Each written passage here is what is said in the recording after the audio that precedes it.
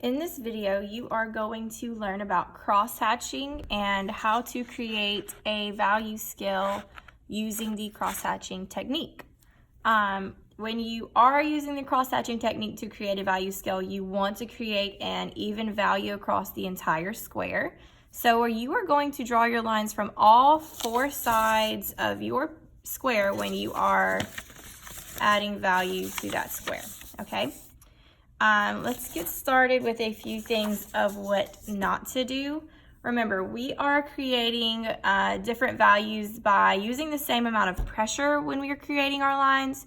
We just want to separate our lines if we're going to create a lighter value. So what I don't want you to do, first off, is I don't want you scribbling, okay? That is not the correct way to hatch, and I don't want to see those on your papers. That will, you'll just basically have to start over if you do that, okay? So don't do it.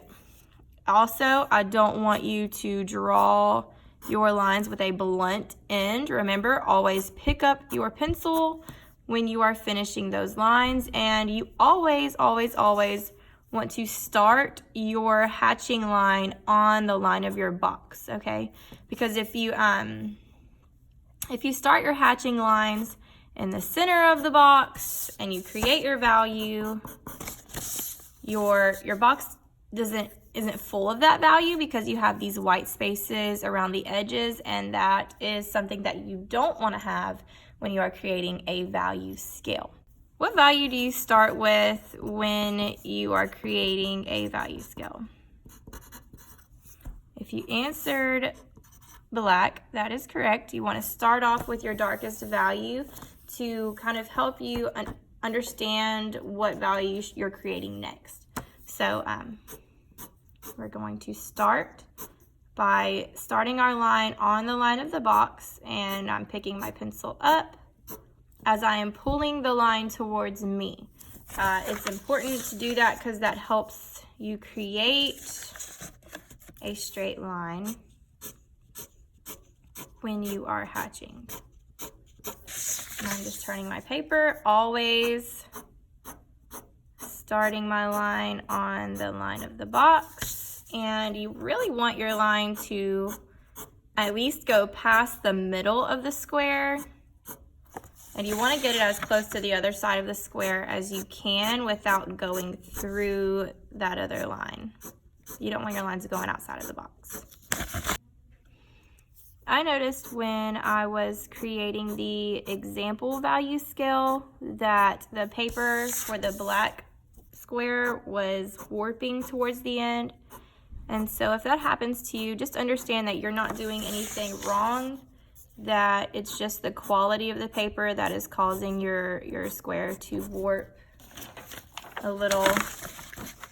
Yeah, it just causes it to warp, and it's probably the humidity in the air that is affecting that as well.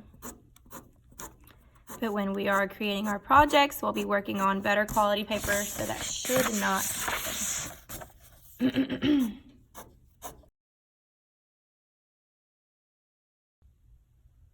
Once you have your black value created, you want to go ahead and start working on your middle values.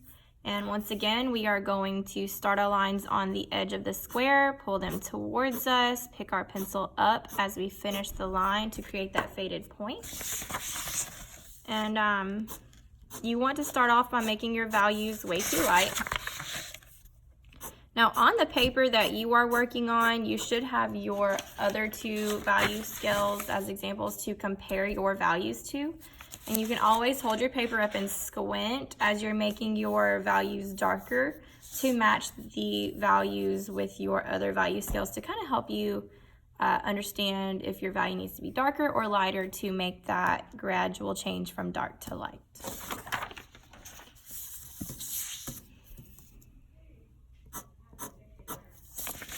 You will always use the same amount of pressure when you are creating your different values. The only thing you're changing is the space that is between the lines when you are working on these different values.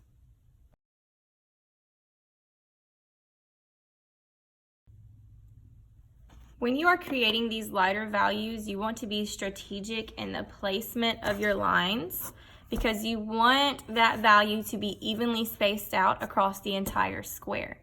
So you need to kind of really be paying attention to where you are placing your lines so you don't have a random dark area or a random light area within your square.